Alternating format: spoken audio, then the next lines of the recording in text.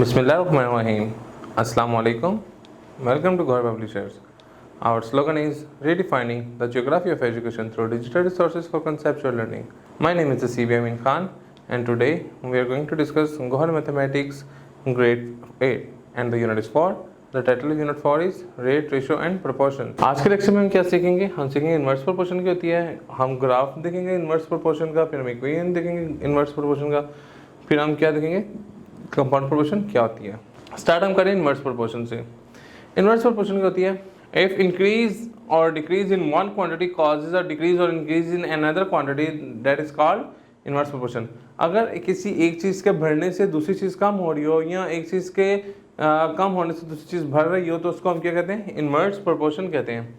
For example, number of days to the complete a job decreases with an increased number of worker and the number of days increase with the decrease in number of workers। अगर आपको कह रहे हैं कि example है कि number of days जो है हम क्या करें, कोई भी टारगेट कंप्लीट करने के लिए वो डिक्रीज कर दें and with an increase in number of worker, और हम बंदे बढ़ा दें, ठीक है, तो ये क्या होगा? देखेंगे की तरफ से क्या हो रहा है कि हमने डे जो है वो कम कर दिए लेकिन हमने बंदे क्या ज़्यादा कर दिए हैं, ठीक है। ये क्या है? इन्वर्स प्रोपोर्शन कहलाता है।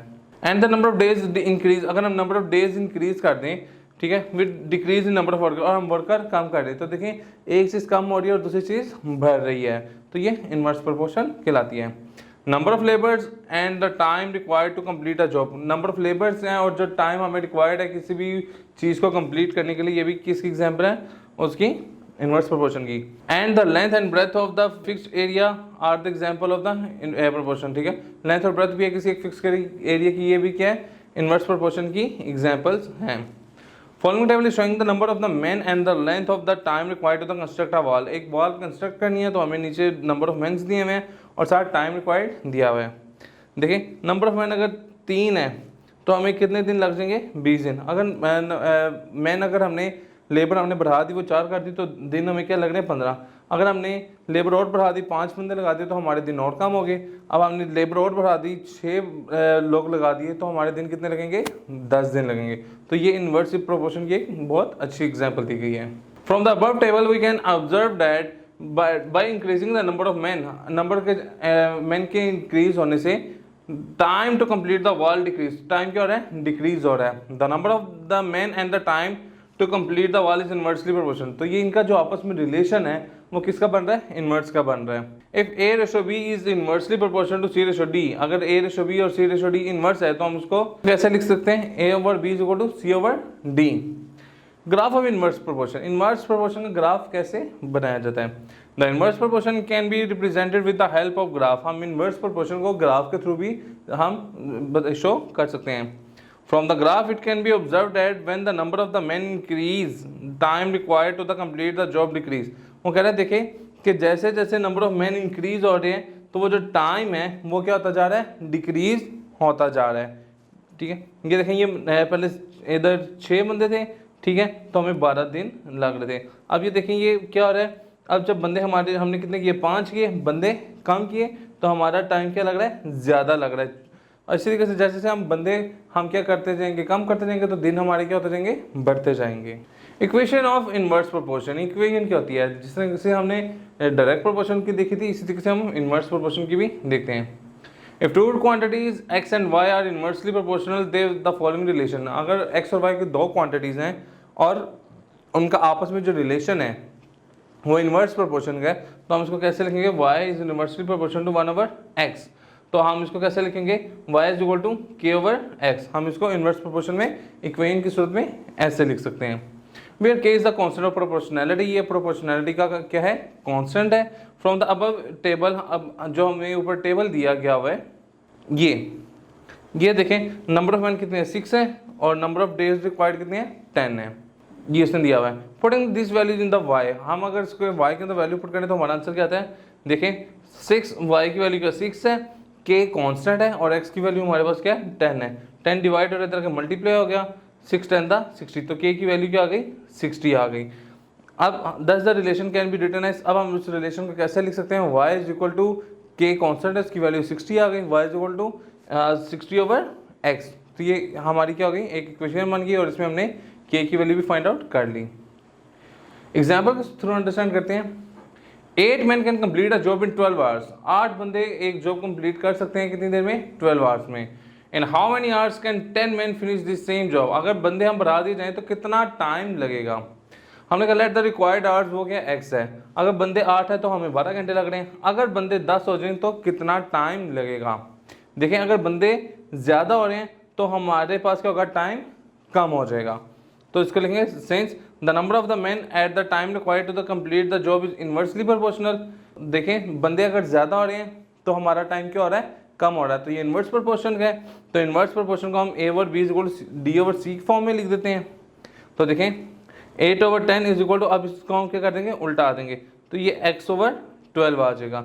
ठीक है, इन्वर्स प्रोपोर्शन डायरेक्ट में हम दोनों को उल्टा देते हैं, इन्वर्स में एक को उल्टाते हैं, एक को नहीं उल्टाते। 12 डिवाइड हो रहा है, दूसरे आके मल्टीप्लाई हो जाएगा, तो ये क्या हो गया, ये 10 जो है इस x से मल्टीप्लाई हो जाएगा, हमने क्रॉस मल्टीप्लाई कर दिया। तो 10x equal to 12 into 8, 10 multiply इधर आके डिवाइड होगा, तो 96 को जब डिवाइड किया 10 पे तो ये क्या आ रहा है, 9 होल 3/5। ठीक है, 9 होल 3/5 आवर्स जिसका क्या बन जाएगा, टाइम रिक्वायर्ड होगा इस जॉब को कंप्लीट करने के लिए।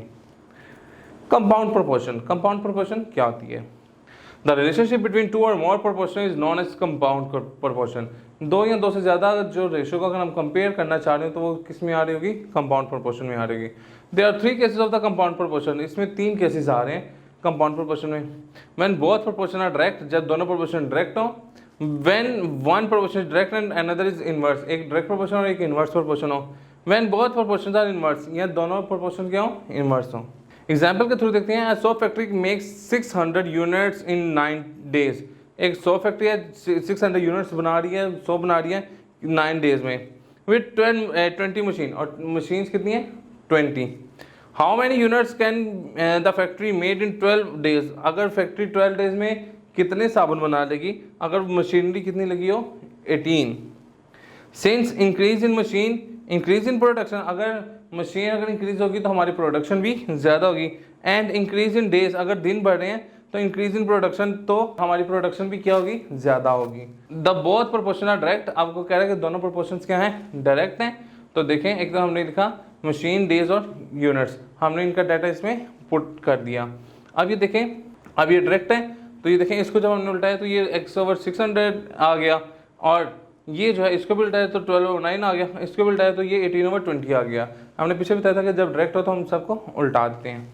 अब हमने x की वैल्यू फाइंड आउट करनी है, 6 डिवाइड हो जाएगा, मल्टीप्लाई हो जाएगा। जब इसको सिंप्लीफाई करेंगे तो वो हमें आ जाएगा कि वो 720 यूनिट्स बना रही होगी। एक और एग्जांपल देखते हैं, if 18,000 units are sufficient for 4 friends to stay in सवाद फॉर 6 डेज। 18,000 बजट है, ठीक है, फ्रेंड्स कितने, 4 हैं, और कितने दिन रुकने उन्होंने, 6 days. How many days can 8 friends stay in सवाद, अगर 8 जो हैं वो दोस्त हों और 54,000 उनका क्या हो, बजट हो, तो कितने दिन वो उसमें स्टे कर सकते हैं। Since increase in rupees increase in days of stay, अगर हमारे पास पैसे ज़्यादा हो रहे हैं तो हमारे स्टे भी ज़्यादा हो जाएगा। तो अब देखें इसमें ये रुपीज़ है, नंबर ऑफ फ्रेंड्स है, और डे टू स्टे हैं। अब ये हमारे पास रुपीज़ है, अब वो क्या है, रुपीज़ अगर हमारे पास ज़्यादा हो रहे हैं, ठीक है, फ्रेंड्स भी हमारे पास ज़्यादा है, तो डे ऑफ स्टेज भी क्या होंगे वो हम इसमें देखेंगे। तो ये भी डायरेक्ट प्रोपोर्शन है।